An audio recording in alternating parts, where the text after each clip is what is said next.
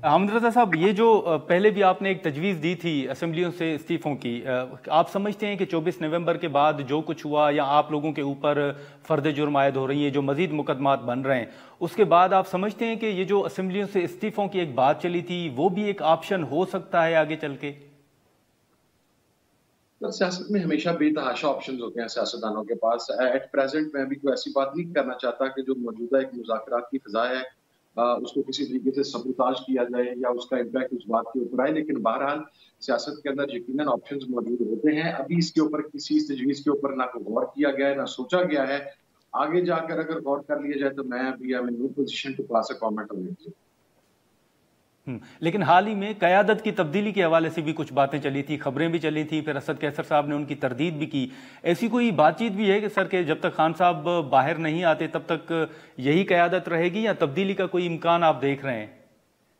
तो देखिए, क़यादत की तब्दीली की अभी तक तो किसी किस्म की कोई बातचीत नहीं हुई। उसको मैं एक बात आपको कैटेगोरिकली बता सकता हूँ कि जो बात चली थी असद कैसर साहब के हवाला से और अली मोहम्मद खान साहब के हवाला से, उसमें रेफरेंस कोट किया गया था बैरिस्टर अली ज़फ़र साहब को। और उस दिन किसी भी शख्स की खान साहब के साथ मुलाकात नहीं हुई थी और बैरिस्टर अली ज़फ़र साहब लाहौर में मौजूद थे। He was not even in Islamabad में रावलपिंडी। और उसका स्ट्रेट अवे उसी वक़्त डिनायल आ गया था। इस वक़्त सोशल मीडिया के ऊपर बेतहाशा ऐसी खबरें चलाई जाती हैं या चलती हैं जिसका हकीकत से कोई ताल्लुक नहीं होता, तो इसलिए अभी तक एज़ सच किसी किस्म की कोई बात हमारे सामने नहीं आई। लेकिन अब हामिद रज़ा साहब, ये मौलाना साहब भी हुकूमत से नाला नज़र आ रहे हैं। जो 24 नवंबर की फाइनल कॉल थी उसके बाद पीटीआई के साथ जो कारकुनान जख्मी हुए या जो भी फिगर था वो आपके सामने है। आप समझते हैं कि मौलाना साहब का जो रोल रहा इस सारी सूरत हाल के दौरान, बतौर इत्तेहादी अगर हम कहें कि आप दोनों का इत्तेहाद पार्लियामेंट के अंदर था, आप मौलाना साहब के रोल से मुतमईन हैं अभी से? मौलाना फजलुर रहमान साहब के हवाला से 26 अमेंडमेंट से पहले हमारी साथ उनकी मुलाकातें हुई, उनके साथ राब्ते मौजूद हैं। और ज़ाहिर है ना सिर्फ मौलाना फजलुर रहमान साहब, हम जीडीए के साथ भी बात करेंगे, हम जमात इस्लामी के साथ भी बात करेंगे, हम दीगर जो पॉलिटिकल पार्टीज हैं उनके साथ भी बात करेंगे। महमूद अचकज़ई साहब, अख्तर जान मैंगल साहब ऑलरेडी हमारे साथ शामिल हैं। सबके साथ बातचीत होगी और इंशाल्लाह मुशावरत के साथ सारे फैसले होंगे जी। लेकिन हामिद रज़ा साहब, ये जो अचकज़ई साहब का इत्तेहाद एक बना था अपोजिशन का, जिसको बड़ी यहाँ पर मीटिंग्स हुई, सेमिनार्स हुए, वो अपोजिशन का अलायंस जो है वो इस वक्त नज़र नहीं आ रहा। अचकज़ई साहब जो हैं वो नज़र नहीं आ रहे, क्या वजूहात हैं? देखिए, उसके अंदर अख्तर जान मैंगल साहब की अहलिया की तबीयत इंतहाई शदीद नासाज है और वो काफ़ी अर्सा पे दुबई में मुकीम है। वो जब भी पाकिस्तान वापस आते हैं उन्हें शॉर्ट पीरियड के फ़ौरन बाद वापस दुबई जाना पड़ता है। और अचकज़ई साहब की भी अपनी पार्टी के हवाला से कुछ मसरूफियात थी, उनकी कमिटमेंट्स थी सुबह बलूचिस्तान के अंदर, जिसकी वजह से वो रिसेंट टाइम्स के अंदर अवेलेबल नहीं रहे। लेकिन अभी इंशाल्लाह तमाम लोग दोबारा इस्लामाबाद में इकट्ठे हो रहे हैं और आपको वो इत्तेहाद बाकायदा पूरी ताकत और तवानाई के साथ मैदान अमल में नजर आएगा। ठीक है हामिद रज़ा साहब, सर 2-3 मुख्तसर सवाल होंगे आपसे। एक तो हाल ही में आपने देखा कि बुशरा साहिबा के हवाले से बड़ी बात हुई। आज अली अमीन गंडापुर साहब से भी ये सवाल हुआ कि बुशरा साहिबा ने कहा कि उनको डी चौक पर तनहा छोड़ दिया गया था। इस हवाले से कोई पार्टी ने फैसला किया है, कोई डिस्कशन हुई है कि एग्जैक्टली डी चौक पर हुआ क्या था? गंडापुर साहब उन्हें ले गए थे या वाकई उन्हें अकेला छोड़ दिया गया था? सर देखें, जो हमारे पास इतलात हैं और जिन इतलात को बुशरा बीबी साहबा ने भी डिनाई नहीं किया, वो अली अमीन गंडापुर साहब के साथ ही वहाँ से तशरीफ ले गई थी। और इसके हवाला से जो मीडिया में चलता रहा कि शायद उन्हें ज़बरदस्ती ले जाया गया या ऐसी कोई चीज़ आई, तो उसके हवाले से तो बीबी साहबा को कोई बयान नहीं आया कि उन्हें ज़बरदस्ती ले जाया गया। अली अमीन गंडापुर साहब वाज बीबी साहबा और वो इकट्ठे गए हैं। और क्यों गए हैं? जब उनकी गाड़ी के ऊपर लाइव बुलेट्स फायर किए गए हैं, जब उनको लाइव थ्रेट आया है, तो उसके बाद अली अमीन गंडापुर ने अपनी जिम्मेदारी समझते हुए बुशरा बीबी को साथ लेके गए कि अगर खुदा ना खास्ता खान साहब की अहलिया वो वहाँ से अरेस्ट होती हैं या खान साहब की अहलिया को लाइव थ्रेट वहाँ पर आता है, उनको खुदा ना खास्ता कोई इंजरी होती है, तो वो फिर एक सुबह पूरे का मसला बन जाना था। जिनकी वो मेहमान है, आपको पता है कि पश्तून रवायात जो हैं वो उसके ऊपर की सख्ती के साथ अमल किया जाता है।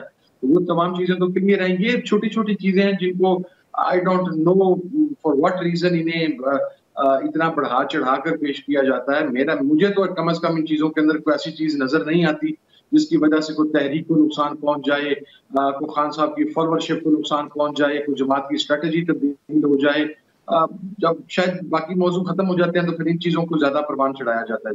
That's what I can say only. بالکل، ہاں بالکل. لیکن حال ہی میں آپ نے استعفیٰ بھی دیا تھا حامد رضا صاحب، وہ بتائیں گے کہ آپ نے کیوں دیا، یا اب اس پر آپ ریویو کر رہے ہیں کہ وہ واپس لیں، یا کیا پیش رفت ہے؟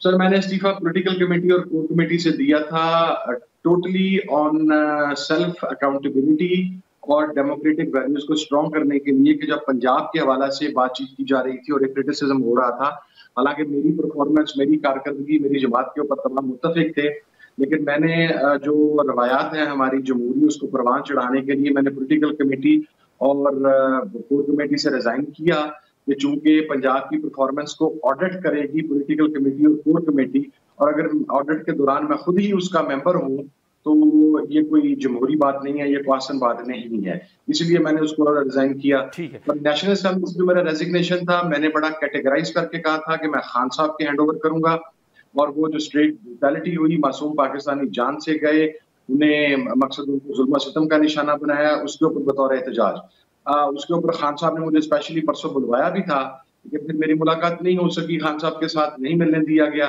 لیکن پھر فیصل چودھری صاحب کے ذریعے خان صاحب نے پیغام بھجوایا کہ you are not going to resign, اور آپ کا ریزگنیشن ایکسیپٹ نہیں ہوگا، you continue working as member national assembly اور standing committee on human rights. تو میں نے کہا جی ٹھیک ہے. سو ایز اف ناؤ وہ ریزگنیشن واپس ہے، لیکن میں نے تو ڈیموکریٹک ویلیوز کو اسٹرانگ کرنے کے لیے دیا تھا. جی آپ نے حامد رضا صاحب اسمبلی کی نشست سے بھی استعفیٰ دیا تھا؟ میں نے بالکل نشست سے استعفیٰ دینے کا اعلان کیا تھا. خان صاحب کی امانت تھی. میں نے یہ کہا تھا کہ میں بطور احتجاج جو 25 اور 26 تاریخ کو اسلام آباد میں کیا گیا ریاستی جبر کے خلاف، میں ریزائن کرنا چاہتا ہوں، لیکن خان صاحب نے میری وہ ریکویسٹ تسلیم نہیں کی، and he has rejected that. Okay. ابھی یہ جو 9 مئی کے حوالے سے اگر آپ دیکھیں تو جی ایچ کیو حملہ کیس میں خان صاحب کے اوپر بھی فرد جرم عائد کی گئی ہے. صاحبزادہ صاحب، اس میں آپ سمجھتے ہیں کہ مشکلات مزید بڑھیں گی، یا یہ جو خبریں آ رہی ہیں کہ حکومت نے کوئی خان صاحب کی رہائی کے حوالے سے بھی کچھ دن مانگے ہیں، کوئی اس حوالے سے بھی کوئی رابطہ ہوا ہے 24 نومبر کی فائنل کال کے بعد حکومت یا اسٹیبلشمنٹ کی طرف سے کوئی اشارہ یا کسی کے ذریعے کوئی پیغام؟ نہیں سر، ایسا جبھی کوئی پیغام نہیں ہے، لیکن جو فرد جرم ہے لگاتے رہے سر. جھوٹے مقدمات میں ایک ہی دن ایک انسان ایک وقت کتنی جگہ پر ہو سکتا ہے، اور 9 مئی کو تو خان صاحب گرفتار تھے، وہ تو مقصد کسٹڈی کے اندر تھے. مجھے سمجھ میں نہیں آتی کہ کن وجوہات کی بنیاد پر ان کے اوپر ایک ہی ٹائم پہ ایک ہی دن میں 20 جگہ پر فرد جرم عائد کی جا رہی ہے. ان کی کوئی قانونی حیثیت نہیں ہے، اور انشاءاللہ ہمیں عدالتوں سے ریلیف ملے گا اس حوالے سے. تو اب تو حکومت جو ہے وہ پی کا ترمیمی بل بھی لانے جا رہی ہے صاحبزادہ صاحب. اب اس میں یہ ہے کہ فیک نیوز کو روکنے کے لیے، یا اگر کوئی آپ خبر ری پوسٹ بھی کریں گے تو آپ کے خلاف کارروائی ہو سکتی ہے، 5 سال جرمانہ، 5 سال قید کی سزا، 10 لاکھ روپے جرمانے کی تجویز بھی ہے. میں اس کو ویلکم کرتا ہوں، اس لیے کہ اگر اس کے اوپر پی کا ایکٹ پہ وہ جو ترمیم لے کے آ رہے ہیں، اگر وہ مینوان اس پہ عمل کر لیں گے تو سب سے پہلے ان کے فیڈرل منسٹرز 2-3 جو ہیں، عطا طارق صاحب، ایڈوائزر رانا ثناء اللہ صاحب، محسن نقوی، پنجاب کی وزیر اطلاعات، یہ 5-6 لوگ تو سب سے پہلے اس کی زد میں آئیں گے، کیونکہ صبح سے لے کر رات تک فیک نیوز اور جھوٹ کا جو ٹھیکہ ہے وہ 3 لوگوں کے پاس ہے. تو اگر حکومت لانا چاہتی ہے تو پہلے اپنے پہ اگر وہ اس کو عائد کر لے گی تو میرا خیال ہے سب سے پہلی جو ہے سزائیں وہ حکومتی اراکین کو ہی ہوں.